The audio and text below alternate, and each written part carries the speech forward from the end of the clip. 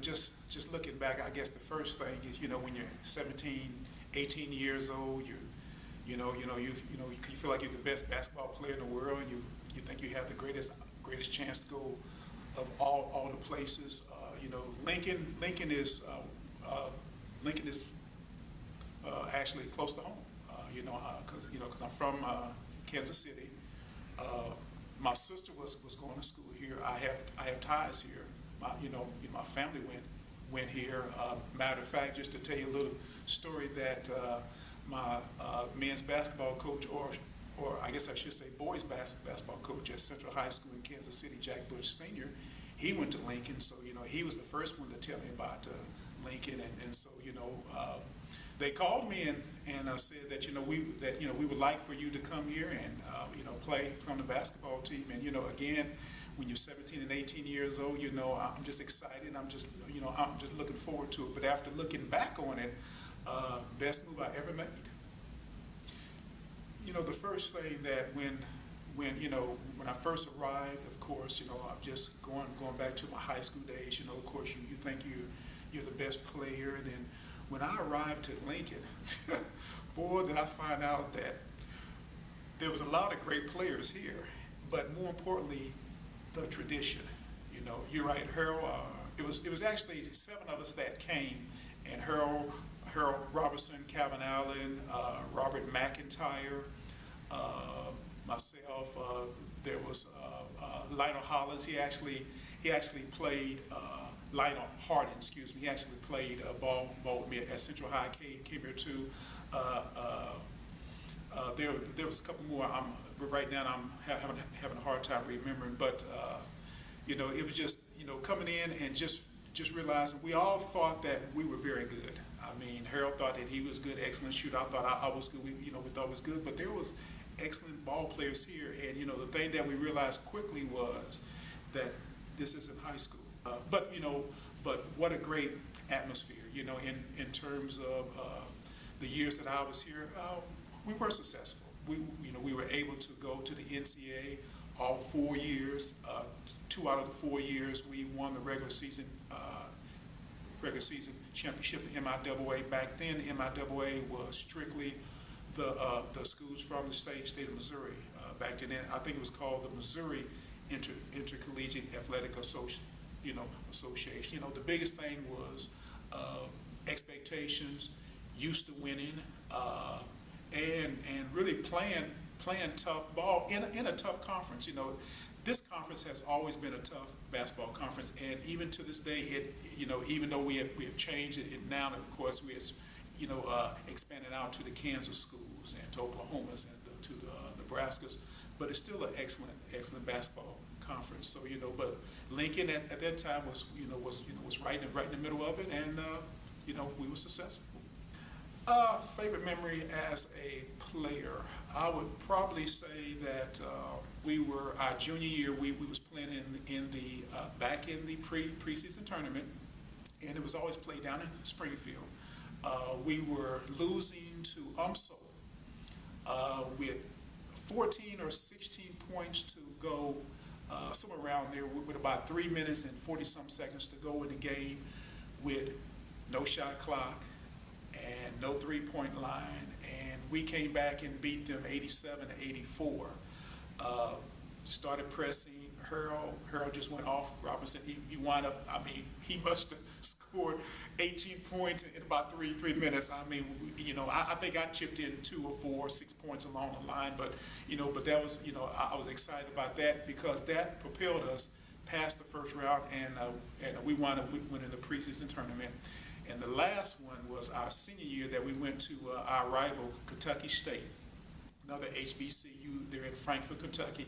We were down by 22 at halftime, and as much as 25 in the second half, and of course on the road, and the crowd was on us and wanted to know when the game was going to start, and they were just beating us to death, and just pounding us hard. So we actually came back and won that game 105-102. Harold had 59 points in that game, and I wound up having 24.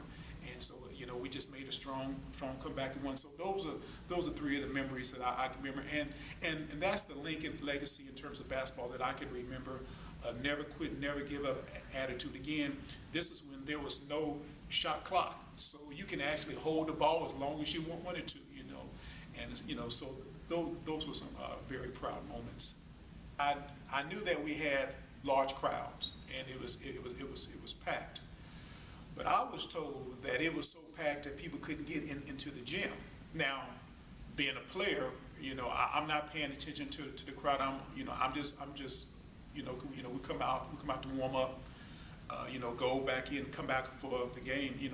One thing that that we never focused on was the fans, but we knew that they were there as far as the crowd. It was packed. So again, that's why my memories, because Harold even asked me one time, he said, "Tim, you don't recall it being packed like this?" I said, "Well, I wasn't looking into the stands. I wasn't, I knew that we had a crowd, that, people were there and everybody was, loud. It was very intimidating, and that's the one thing that I like, because we was able to intimidate our opponents when they came in from the standpoint of playing good basketball, as well as having, when you're talking about a six-man, really, our fans really helped us. We didn't have transportation, so everybody that on the weekends, now everybody sort of scatter, go home and do their own thing, which is fine. But we all went. When I say we, I'm not talking about just the athletes, but the regular students. We all went to the student union, paid that quarter or that dime, and had our hand stamped to go into the dance. So that's the biggest thing. I think just the fact that we were a family as students, because we got to know one another. Like I said, nobody had cars. Well, that's not true. There were a few cars around, but nobody was going home.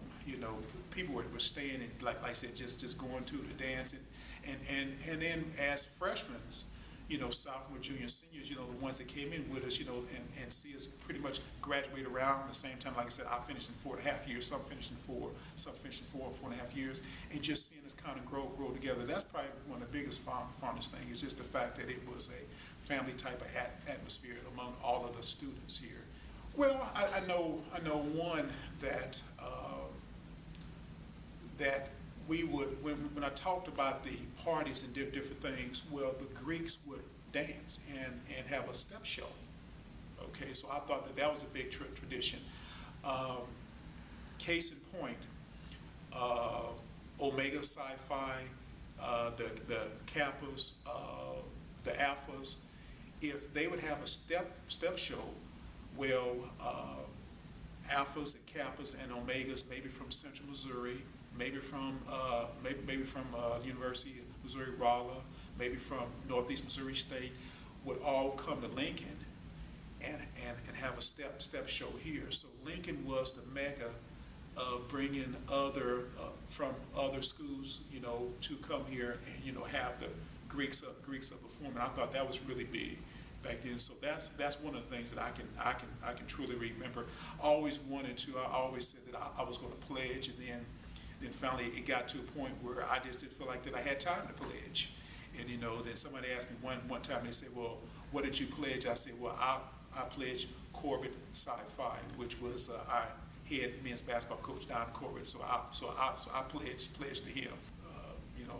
Lincoln was everything. Lincoln offered me an opportunity to further my education and to play a sport, that I love. Well, I actually played two, basketball and tennis.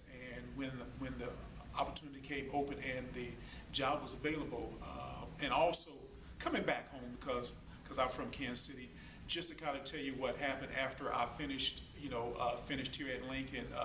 Don Corbett was offered the job at North Carolina A&T State University in Greensboro, North Carolina. And then he took me with him as his assistant coach back in 1979.